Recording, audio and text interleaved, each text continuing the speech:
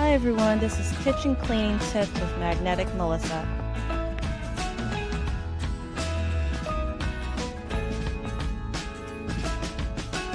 Hey everyone, so today I'm going to show you guys a quick kitchen tip. I'm not sure if you ever were washing a dish and came across one that was pretty difficult. Well, no worries, I'm going to show you guys a quick way that you can have your dishes looking pretty new if you continue to be consistent. So stay tuned and I'll show you what things you're going to need from your kitchen that's not chemical related. So first thing you're going to need is a bottle of white vinegar, so this time I'm using Great Value, and you're also going to need a box of baking soda. So what are you going to do? First, you're going to find yourself, probably you're going to be faced with a pot that looks something like this, right? You have maybe a sibling or a friend that ends up cooking but doesn't deal with the dishes right away. Sometimes it can be hard to get off. So the easiest way to go about it is what you're going to do is you're going to get some of your white vinegar and you're going to pour it into your frying pan or whatever it is. And you're going to then heat it up on top of your stove. Okay, so basically what I'm going to do is put it at low, maybe around lower 2, and you're going to set your timer for about 1 minute. It doesn't need to be really hot, but just enough for it to cause the whatever you cooked with for your food is going to basically cause it to lift up. So you're going to basically have it heated up, and then another alternative to that I'll show you in just a bit. But for now, I'm going to pause it. So now the minute was pretty much up. Vinegar is not at a boil, but there's actually 2 different ways you can go about cleaning your pots if they're really dirty. So you can either let it come to a boil, and then later on you can put baking soda with it. But if you end up having your baking soda together, you're actually going to end up basically making acetic acid and mostly water. Well, mostly water and acetic acid. But basically, the vinegar is going to be your acid, and the baking soda is going to be your base, and the baking soda is what's going to actually lift up whatever's stuck to your pots. And it's pretty cool. But the way I'm going to show you guys is a little bit different. You're going to not let it come to a boil, but you want your vinegar to still be hot. So I'm going to take it off my stove, and then you can either pour it down your sink, or you can put it into another pot or another container you have that you have to clean. So what I decided to do is I got different textures of pots in different situations to show that this basically works on pretty much anything. And the nice thing about it is that your vinegar is non-toxic, obviously, because you can use it to cook with, but it also is not going to hurt your pots or pans, and it's also going to disinfect. The other thing, too, is that the baking soda, it works as like abrasive, so it actually picks up whatever is stuck to your pots or pans. So like I said, I got several different things to show you guys that it does work, and I'll pause it to try to save on time, and I'll show you guys for one or so the pots, because I want to use a lot of time, but I'll give you guys a quick amount roughly how much you're supposed to use, because I don't think I said that. So you can use about a cup of white vinegar, and maybe about 2 tablespoons of the baking soda. But again, I don't really measure a lot of things out, so it can be off a little bit. But so what I'm going to do, like I said, the first method is I'm going to actually not let it come to a boil, but I want my vinegar to be hot. So I'm pouring it off into another pot to let it, or another pan while I'm cleaning this one. And then what I'm going to do is, it's still hot, so let me give you guys a good view. Give me a second. Okay, so I'll give you guys a good view of the pot in real time to show you that it does work. So give me 1 second.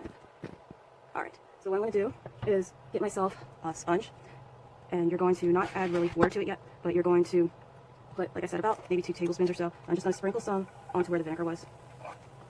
And then you're just going to rub your pot out, and it doesn't take actually a lot of effort. And see how it's just all coming up.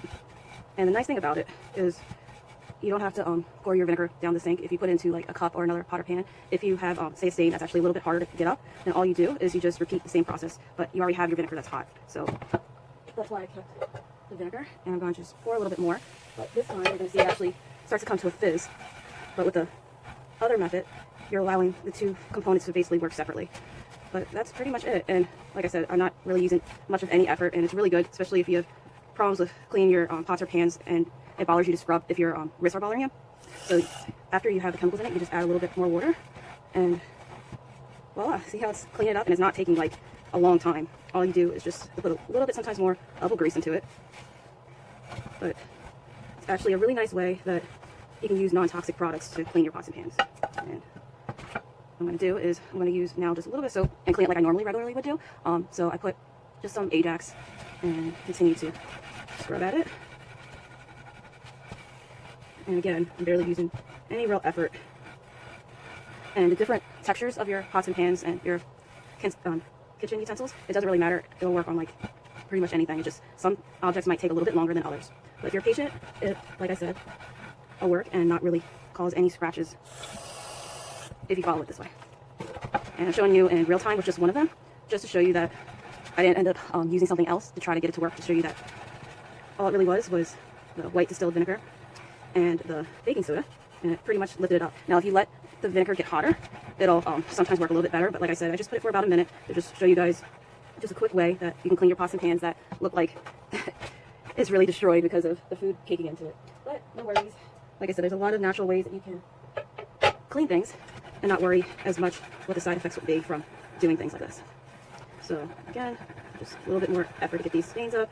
And again, the baking soda and vinegar is in there. And it's foaming also a bit more, not just because of those 2, but because I also put the Ajax in it. And now I'm just going to stir a little bit harder. just to show you completely that it does work and you don't have to resort to scratching your pots or pans using a different type of method.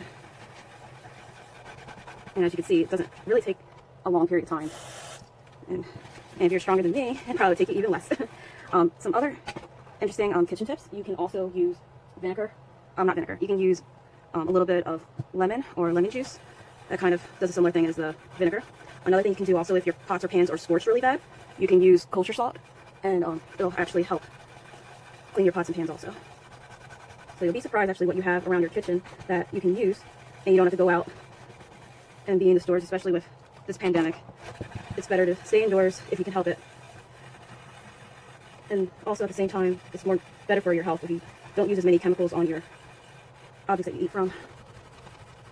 As you see, I'm almost there. I'm not sure exactly how many minutes it's been. Maybe about 5 or so minutes total from heating the total for scrubbing, not including the heating process. And then I can show you also another quick way, so this video won't be that long as my other ones. And you can see that you don't have to also use a stovetop to heat your vinegar. So I'm almost there. As you can see, it almost looks like the bottom of the pan will be fairly new, even though this is older than probably even my parents' this pot, because it was my late grandmother's. So not obviously all the stains are going to come out, but I'm just showing you that you can take mostly your most recent stains or food that cakes to your pot or pan. You can have that removed, and if you scrub or have the strength, like I said, you could probably even get a lot of the older marks and whatnot off your pot and pan too. But for lack of time, I'm just going to show you real quick how bright it can make your pots and pans. And again, you can clean it better than this. I'm just showing you the basics on how it works. Okay, so that's one. Now the next, I'm going to show you, I'm going to hit pause. Actually, no, I'm not going to hit pause. So what I'm going to do is show you another pot, but say you have one that you want to clean, but it's not microwavable, right? So here's another frying pan. But again, it's one that you wouldn't want to put on top of one of the newer stoves. If you have an older type of stove, then it wouldn't be an issue. But the newer ones, it would. So you have to watch what type of pots and pans you use on certain types of stoves. So in that case, how are you going to heat up your vinegar? So as long as it's not too long, what you can do is you can put your vinegar into a microwavable cup or a measuring cup. So I got a measuring cup. I'm going to put some vinegar in it.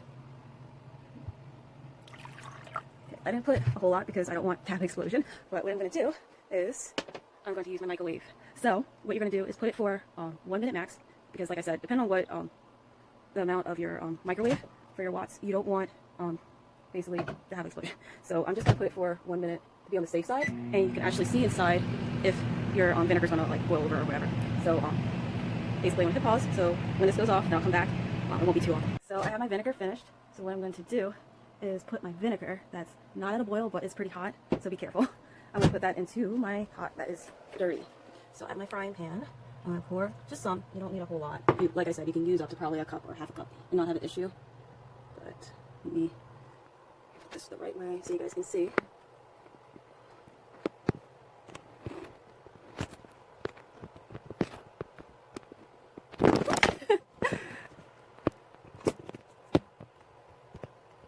Okay, so that wasn't planned. Sorry about that. Okay, so I believe you guys can see this. So, if you can see, it has some food stuck. So I have the vinegar, again, it's in my pot. I'm going to add my sponge. You can use also a dish rag, it doesn't matter what you use to clean with. And then you just rub away and see how nice that's all coming out. Right here, it's a little bit stuck, but I'm barely using any effort whatsoever. See, it just comes right off. And then, so my sink's not going to be full of water. You put your baking soda down, and you just put a sprinkle, like, not even really a tablespoon you probably need. And then you just go back right over the same area with the food, and look at that. It's coming right off. Isn't that pretty cool? So, again, like I said, it's been a while since I really used chemistry, but I guess maybe I think it's only cool because my professors tried to get me to be a chem major. But anyway, I'm happy that I was able to at least do a minor in it with the short time I was using to complete my undergrad. So anyway, like I said, all you really need, like I said, is some vinegar. Then you scrub lightly. You don't even need to scrub hard unless it's really caked in there. And then you're going to follow up with your baking soda, and then you just literally just keep repeating till it's gone.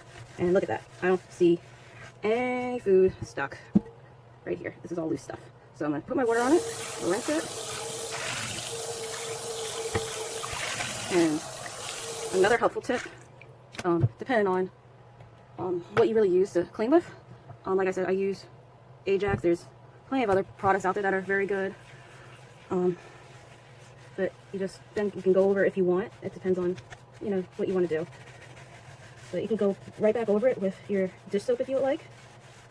And like I said, sometimes I can get into a clean mode, but this is like a little bit of overkill. But you see, there's literally nothing. There's no food. And the other thing too you can do, especially because of this pandemic and whatnot, you can also put a little bit of bleach into your water, and that'll also help with cleaning.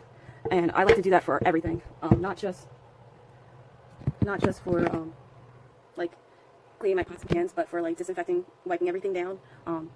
Can't be too safe, especially at these times, especially if you're also caring for those you love, like in my circumstance.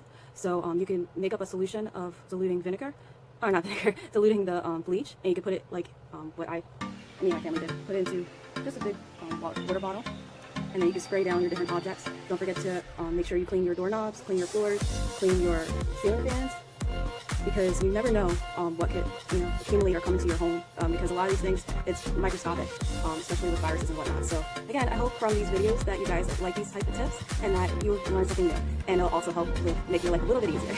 So take care, and if you like this, please hit like. If you also like to see more of these type of videos, don't forget to subscribe and hit the bell for notifications. Okay, take care, and again, don't forget also to comment if you would like. Bye.